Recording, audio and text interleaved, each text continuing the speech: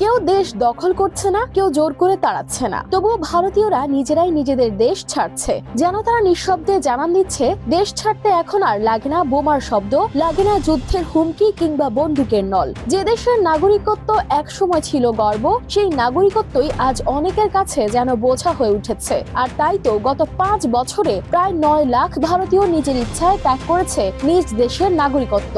এই বিদায় কোনো যুদ্ধের ফল নয়, কোনো প্রাকৃতিক দুর্যোগেরও নয়। তাহলে কেন? সংসদে দেওয়া সরকারি তথ্য বলছে 2011 থেকে 2019 সালের মধ্যে 11,89,194 জন ভারতীয় নাগরিকত্ব ছাড়েন। আর গত 14 বছরে এই সংখ্যা ছাড়িয়েছে 20 লাখেরও বেশি। বছর ভিত্তিক হিসাব দেখলে ছবিটা আরো স্পষ্ট হয়। 2011 সালে নাগরিকত্ব ত্যাগ করেছিলেন প্রায় 1,22,000 মানুষ। এরপর কয়েক বছর ধরে সংখ্যাটা ঘুরেছে 1,00,000